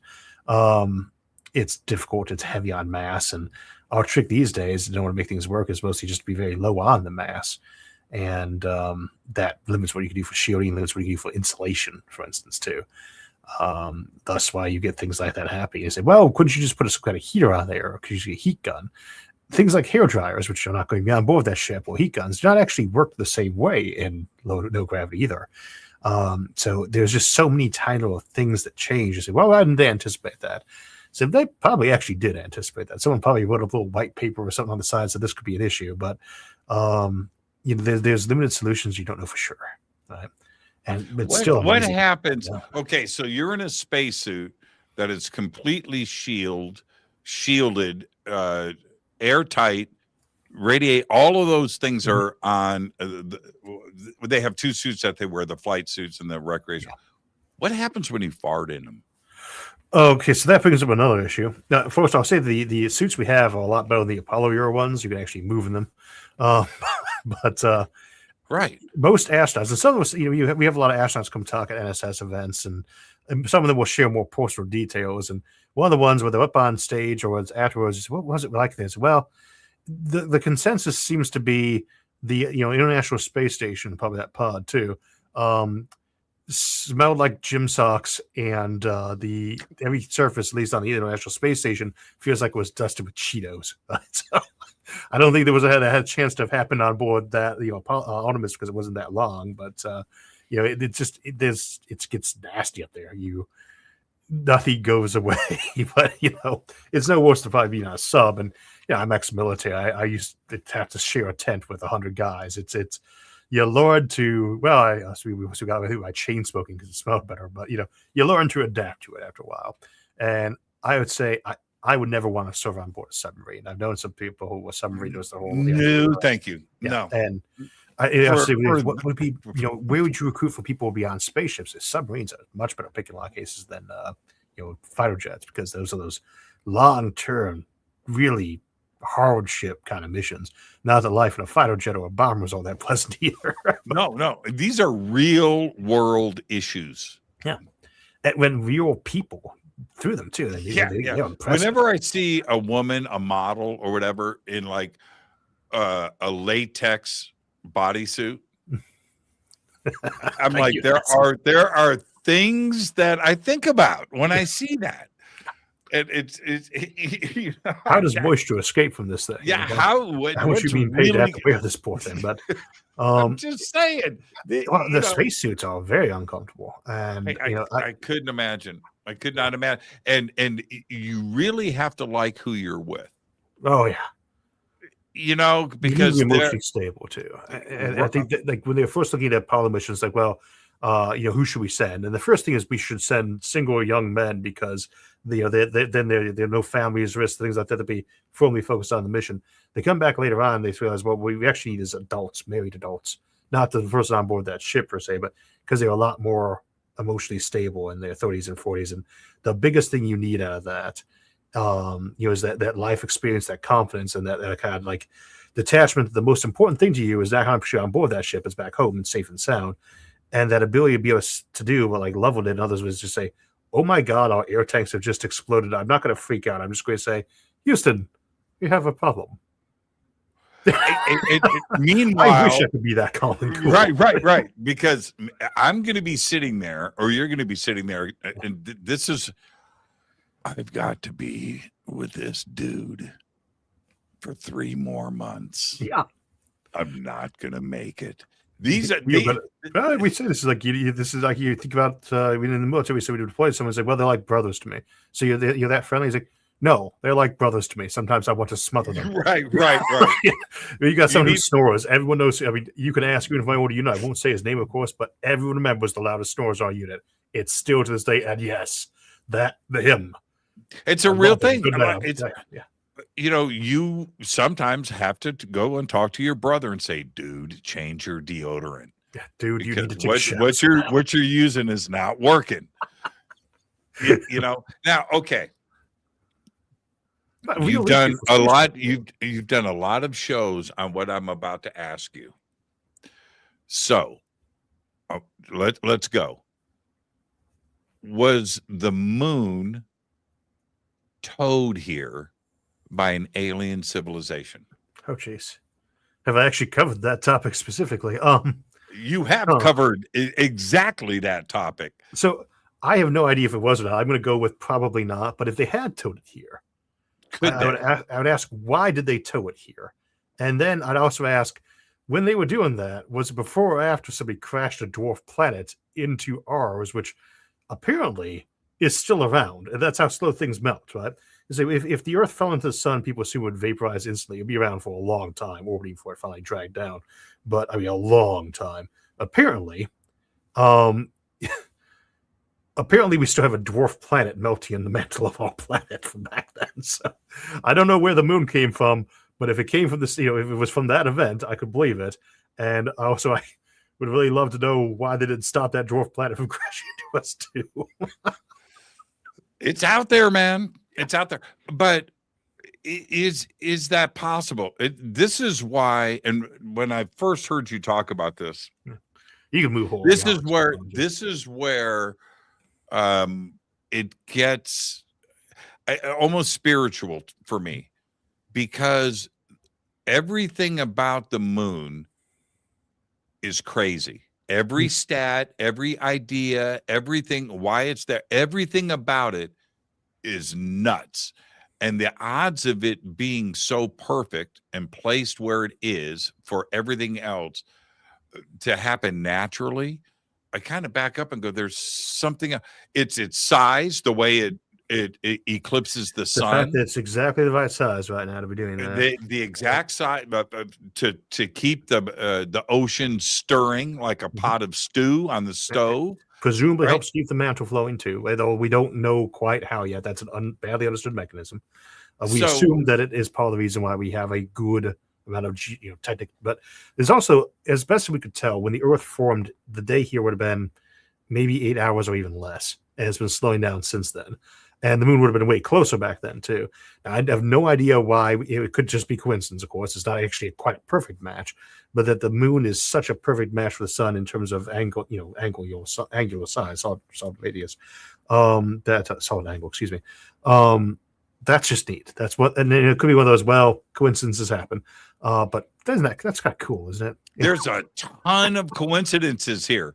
There's now, probably there might be a class where people look up and be like, well, the odds that we would have exactly 7 moons in our sky and 7 gas giants. That can't be coincidence.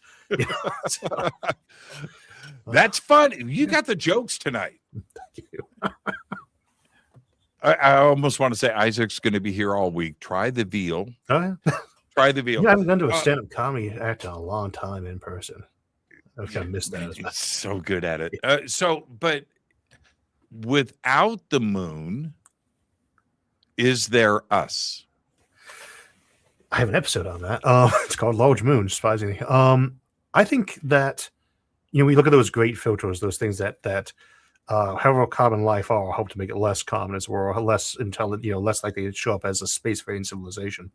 The moon's always been one of those bigger candidates. I mean, it looms large in the sky, as it were. But there's a lot packed into it. And it's not one individual thing.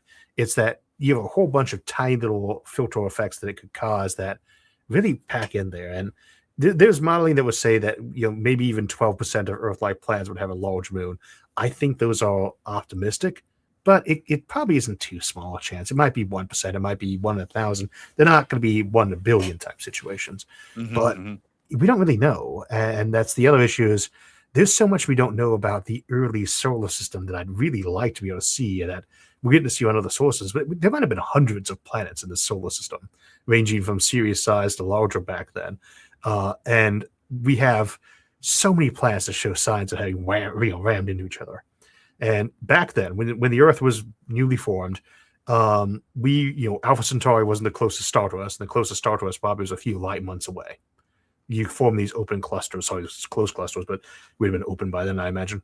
But the stars are very close together, and you have so many things that perturb a solar system. And I imagine a lot of the wrecks that are in the sun or in Jupiter or ejected off into space or into Saturn, or in no case, at least once dwarf planet hit us. Venus probably got hit. Uranus probably got hit, probably repeatedly. And that early solar system, that to me is probably the biggest actual filter. And part of that is going to be the moon. And there's also questions, what what did the Earth look like before the event that formed the moon actually happened? What kind of atmosphere would we have had that not ripped it all off? Would we have gotten a Venus. heavy bombardment phase as we suspect? And Yeah, it goes out, we Venus. just don't know. Venus. Yeah, Venus. quite You know, possible. Yeah. Yeah. Some molten, crazy. That's why I go back to the question that I asked. The moon, its size, its position is too divine. It's just, and so when we talk about life on other planets and everything else, and I firmly believe that we are being visited, that you're not going to change my mind on that, and that there's infinite amounts of life in our galaxy, let alone the universe. That's my take. All right. I hope But that'd be cool. there's a big but here. When we look at our star system, we have a sample of one. Yeah. You know, before we talk about other star systems out there, they're long, you know, TRAPPIST or whatever. All we have is what we have here, and the moon and its place in what we have, it's too perfect. It just seems like it was brought here and it was placed here so things could happen. And as extreme as that, it's what are the odds of it happening the other way? And if you Worlds in Collision is a really good example. Is Worlds in Collision, that book, is that a possibility? You know, extreme orbit changes between Venus and Mars and Jupiter migration, the great attack hypothesis. Right. Very likely possible. And when we get out in the solar system more, so we're not just running a probe over the surface of something, we can actually dig in and take like long samples. Our world does not preserve records well. It is, a forensic nightmare for finding out what happened in the solar system, because the continents are not what they used to be. You look at like Pangea. We go back when the world formed, we had Pangea. That wasn't when the world formed. That was like 200 million years ago. That was a recent. We've been through a lot of continents over that period of time, and they get sucked into the water and up again. Our planet does not record data well. The moon does a much better job. And a lot of those things further out in the solar system, we'll be able to find out so much when we start digging into them. There's a lot of geology to be done on these planets. And it's a shame we've only sent one geologist out to the moon so far. Yeah, it's such a good point. Yeah, that's such a good. Okay, so staying on this idea, and cosmically on those time scales, the Earth is like a third of the way. If you buy into the Big Bang, I don't. You do. But so 13.8 billion, Earth 5 billion, life on Earth 2.5 20 billion when I was a kid. It changes a lot, but right. But I would say that the Hubble expansion version, if that is right, and there's a lot of flaws to Big Bang Theory too. It's a solid enough theory. It's got its strengths and weaknesses, but it's the best one we have as a theory at the moment, or least bad. Let's go with least bad. The Earth is a third of that age. It came out. When Earth popped up, it hadn't even been 10 billion years old yet. There was no cosmic microwave background radiation back then, because it was all in the infrared still. It hadn't even downshifted that much yet. Getting the trail end of it, but very different universe back then, right? Very different place, very different level of metallicity in places too. We talk about population 1 and population 2 and 3 stars. You would say, well, there's that dividing line, and the rocky planets form around population 1 stars. The rocky planets are places that, that population 1 level, that's like a third of the metallicity of our sun that they use the standard there. So that's not automatically a rocky planet. And there are places now that have 3 or 4 times the metallicity. There are newer ones forming that have much higher metallicity, probably a lot more planets on them, bigger planets, different types of planets, ones that we maybe couldn't form yet because we just don't have enough density of that material without them becoming a gas giant. I want to see what that kind of stuff looks like. And there's things that will exist naturally too. And I'm going to talk the artificial things, like you might decide to build a star out of just helium or pure hydrogen, and no star was ever made out of pure hydrogen because the universe started with about as much helium as it has now. But there are stars like 1 trillion years from now, you'll have your first blue dwarfs forming from red dwarfs that just ran out of fuel. I want to live around that planet sometime. There's a lot of stuff out there still to be looked at. That's obviously probably why I find it so fascinating. I find it fascinating too. I just don't buy into the dogma as much as you do. I think that there is something more, and I'm not talking down to you, Isaac. You know that. I just think that there is another fundamental intellectual, spiritual component Probably. to everything. I mean, I don't know. I can't prove to you that I've got a soul, but I think I have one. And it's been always a great interest of mine personally too. I try not to mix the too much because it doesn't always make for the best science if you inject your own personal philosophy into it, whether it's right or wrong. And that goes just for if you're a believer or a non-believer. You got great scientists of both types. You got people messed up by wanting what they believe to be what reality was, and then even if it turned out true or not, they kind of bend things when they're doing their science that direction. Physicists do that shit all the time. They do, and it's what you're not supposed to do, ideally. And of course, Right. we're human, right? But so I try to avoid mixing them too much myself. But is there a spiritual component? Oh, again, I hope so. I mean, there is so much more to the universe than we know right now, and I am open to any of those things. You say, would you like to meet aliens one day? Yes, absolutely. I hope they exist. I Yeah, hope we me find too. life in the solar system, and we might. Right? Maybe it came from Europa. the same place ours did. Maybe it's separate. Maybe it evolved separately.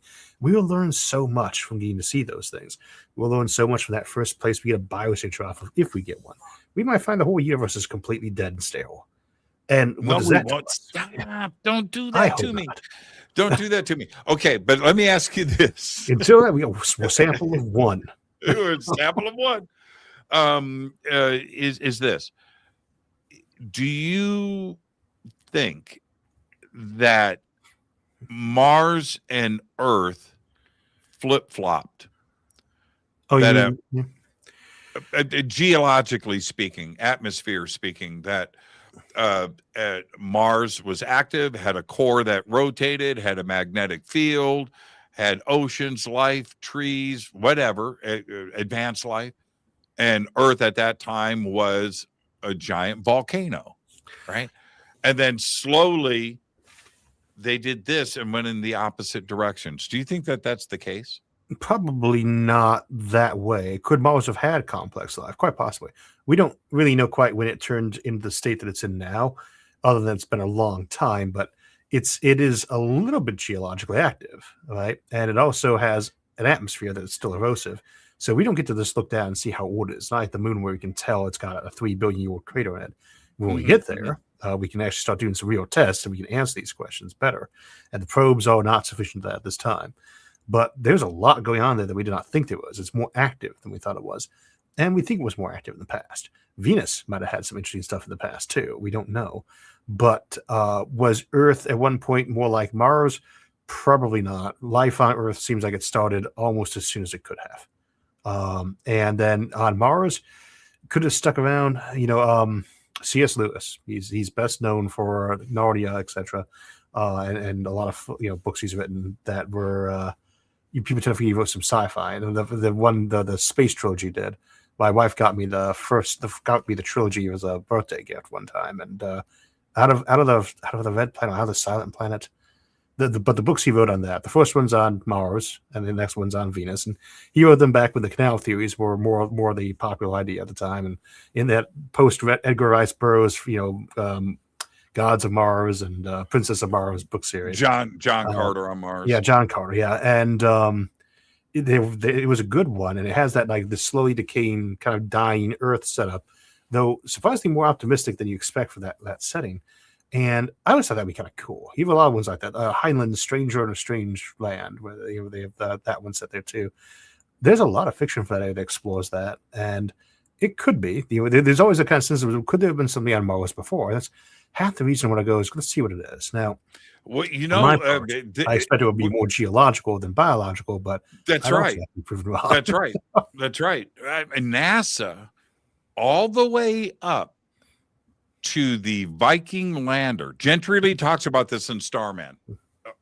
It's a great video that they have of the NASA control room when Viking landed. He says, I didn't know that this was the general feeling. He says, up until the point of the first images coming back from Viking, we were expecting to see buildings and streets. I think some of them probably were. How nuts is that? There's no way that people who grew up on science fiction, which makes up so many folks at NASA, hadn't had all those folks working on Mars be John Carter fans. That's right. Or Ray Bradbury. And so yeah, why not? I mean, a lot of them were Heinlein fans that time too, and he'd written about, again, as I said on that, very realistic science fiction. Now, if you'd asked them in the professional capacity if they thought the life was there, they probably said no. If you asked them what they're hoping for, they probably said yes, what their fingers crossed for. One of the things I've always hated, and this is as a alien skeptic, is the way that for decades talking about aliens as a possible real thing got you a stigma. So people were afraid to talk about it professionally. Whether it was a report of UAP sighting, which again I don't think that's an alien, but at the same time you shouldn't be afraid to say I saw something weird, because people are like, you're a pariah now. That why? Right. Same for I think there might be life on Mars. There might be life on Mars. I'm not too optimistic about it, but it'd be awesome, and it could be. The way that Gentry sets this up in the documentary, he goes, so we're expecting buildings and highways and this, and he goes, so Viking landed, and the first images come in. Everybody in the control room, all the scientists, everybody, right, the mission leaders are all looking for these images to come in. And he said, we were all expecting that. And then we saw the reality. And you see everybody's faces, because it's nothing like but a glacier, right? Desert. Yeah. The way that they're looking at each other, right? What? There's no Pizza Hut. What? Yeah. There's nothing what? And you could see how deflated they were. How quickly. All the way up into the 50s, maybe in the 60s, we thought that Venus was like a paradise planet with clouds. Now we find out it's not a paradise planet; it's a suburb of hell. But everything melts before it touches down. And it wasn't like they didn't, they weren't stupid back then. They were very good at logic, as good as we always are now. They had solid data here and there, but they didn't have enough of it, and they didn't have enough of the hands-on. And I think about that as I say, we have landed some probes on Mars and the moon. We've managed to burn a bunch up in Venus, some of the sun. We've got an occasional flyby of that planet. That is it. And then we have some very big telescopes. They're impressive, but they're not that impressive. They don't let us see that. You see some exoplanet. It's a single pixel blob. We interpret a lot because we're clever and got a lot of data, but it doesn't take too many errors in your basic assumptions before what you find out is that you're just completely wrong about something. And I'm expecting to find out something just wrong. Where somebody says, "Oh, well, okay, I guess there you have your space kraken living in the sun." Okay, I wasn't expecting that, but that could be something like that. And you say, what was wrong with this? That in hindsight it would seem dumb obvious. Black swan moments, and now you can't believe you missed it, but there it is. And I'm sure there's some of those still waiting for us out there. I mean, it's such a big place, but at the same time, we only have the option of going out there and checking. We need to get out there and check. And that is, again, going back to Artemis, what's so nice about this is for a lot of us who did not, exist prior to the last Apollo missions happen, it is nice to see us finally going back out there, because it says we're not really just have this to probe here or there. We launch one big 1-ton probe per year. We are willing to actually go out there, start doing this again. And when we do land on the moon, hopefully next couple of years, we do set up a permanent base, hopefully inside this decade. When we do finally go to Mars, hopefully in our lifetime, it will be proof that we decided we did want to go get those answers face to face and not rely on guesswork. Yeah, I had such an amazing feeling during the Artemis mission, just going outside and looking at the moon and just accepting that there are 4 people on their way. What a feeling that I had. That's just incredible. That man can go from the creation of fire, right? To riding a gigantic explosion in space. Yeah. To riding a Roman candle. Yeah. But I really have great feelings about that. But here's my last question for you tonight when we're talking about all of this. The ideas of going back to the moon Okay. I didn't think that it was going to happen in my lifetime. I had gotten adjusted to it. Skylab, okay. ISS, all right, I get all of that. Soyuz, but it wasn't the same, and it wasn't what we were promised in the 60s. We were promised a Hilton hotel, right, vacation orbiting Earth and a moon base, and it's been 50 years, man. More. 50 years. Yeah. 50 years. Yeah, more than 50 years. Apollo 8 was December of 68. And then I want to say December 72 was 17 when they finished that one up. That is a long time. That's more than my life. And growing up in the 80s and 90s, you were sure they're going to do it again. It's like, well, going to be a decade. I guess we have to get used to that. You start getting like the early Constellation era, and you go like each administration says we're going back to the moon, going back to the moon, going back to the moon. And at least now we've finally gotten back to at least the Apollo 8 stage. When we'll get to the next time people walk on the moon and hopefully do something more than just that.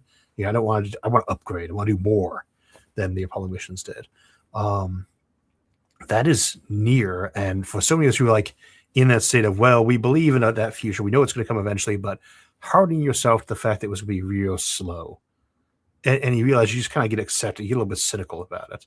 And so I'm very grateful to those astronauts and to NASA for finally making this happen again. They deserve every last bit of credit. And especially because I know exactly how unpleasant it probably was on board that constantly, that module the whole time without a working toilet. They did an amazing job. I spent way too much time thinking about that, but that's a real issue. Yes, people who make a career out of trying to figure out how to make those things work better. You would have thought that Boeing. Okay, so anyway, in the other part of all of this, with the work that you do, for humans, to have evolved to the point where we have got a telescope parked at a Lagrange point, peering into the atmospheres of exoplanets. How crazy is that to you? To me, it's beyond, but is it as crazy to you as it is to me? In some ways, yes. So I will say that I had gotten this cynical about Webb as we have to get about the Moon Project. I used to joke. I used to make a lot of analogies between it and the moon and it and the upcoming novel Winds of Winter.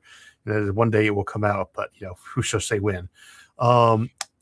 When that finally got launched and opened up successfully, and I honestly was not expecting that to work. I thought it was going to break or something. I was so happy though, and yet. That's a telescope that was hard to launch, not because it's that impressive, but because it's that impressive to actually fit it all into a tin can and launch up there in one piece. Giant, big. And have it unfold. We could build things with the technology we have right now. If we had any industry up there, any real infrastructure, not even a lot, like just the equivalent of one Detroit worth of stuff, we could build telescopes that made that thing look like a toy, And what can we see at that point in time? You can make a telescope. There's no wind. There's no gravity. You can spin them out, so they're just under their own centrifugal force holding up. You can get giant arrays of mirrors. You can build one the size of a planet. It won't be that heavy. It'd be like one asteroid's worth of thin material, not even a big asteroid. What you could see with that, you could actually lens an actual planet at that point in time and see the thing. And then maybe not the idealist perfect resolution, but you could actually look at it and see continents and land. And that's a game changer. Those are things that could be on the horizon for us in this upcoming century, is telescopes that can really see a planet, not just dot. They can really look at these things. And right now, even with the stuff we got, it's hard for us to see an Earth-sized planet, let alone something like a moon, exomoons. David Kipping, a friend of mine, he's running a lot of the exomoon things, and that's one of those areas that did not exist even 10 years ago. Exoplanets didn't exist 20 years ago, because we can start seeing these things now. And just that level of optimism, and I will credit SpaceX for a lot of that, got things rolling again. It seemed like they were just stalled out. You knew it would happen in the long term, so we didn't wipe ourselves out, which is always on the table, or let AI do it for us. But now it feels like we're not just putting it out to a distant future, that we're making it happen. I'd say this is like the absolute coolest time to be alive and be the president of the National Space Society, because you get to be seeing things that have not happened, a level of enthusiasm and inertia that has not existed since the space race. And it's happening so fast now. That's the other. I'll say this, and by the way, we're at the end tonight. But the first time I watched the SpaceX claw, right, grab on, and are we really doing this? Did that really just happen? And now it's just like Tuesday. Yeah. Yeah, right? It's not quite mundane, but it's getting there, and that's going to be something that happens. For us to have that future in space we want, we need to make sure launches like that happen hundreds of times a day. That's what we need to, like, for us to be able to go visit space hotels, things like that. That's the cadence you need. We can do it. It will get cheaper then. Isaac, you're the very best, my friend. How often do you release new material? And obviously, we've got the links for your YouTube channel below and your website, but how often do you crank it out? A couple of videos a week these days. We usually have 2 episodes, but 1 a week for sure, and most weeks 2. Congratulations on your success, my friend. So proud of you. And thank you so much. I'm going to have you on next week. All right. Isaac Arthur, everybody. Thank you so much, Isaac. Enjoy the rest of your night. All the best to your family. Thank you so much. Isaac Arthur, the absolute very best right there. So we've got all of Isaac's links are below. And I think we've got 2 of them up. We've got IsaacArthur.net. And of course, we have his YouTube channel, and the links are there. Go. It is the reason to have the internet. Just go and invest the time. It's absolutely incredible. If you want a good starter pack, one of Isaac's, not one of his first, but I don't know. Should have asked him about this. Go check out his Fermi Paradox series. I don't know how many videos are involved or how many points are made and how many questions are answered, but that's a great place to start. So go and do that. Everybody, I'm out of here. I'll see you tomorrow night. Richard Dolan is with us tomorrow night, and we're going to pick his brain on all of the headlines. I'm your host, Jimmy Church. All I've got for now is go back, Lee. Fade to Black is produced by Hilton J. Palm, Renee Newman, and Michelle Freed. Special thanks to Bill, John, Dex, Jessica, Dennis, and Kevin. Webmaster is Drew the Geek. Music by Doug Aldrich. Intro, Space Boy. Fade to Black is produced by KJCR for the Game Changer Network. This broadcast is owned and copyrighted 2024 by Fade to Black and the Game Changer Network, Inc. It cannot be rebroadcast, downloaded, copied, or used anywhere in the known universe without written permission from Fade to Black or the Game Changer Network. I'm your host, Jimmy Church. Go back, Lee Tappy.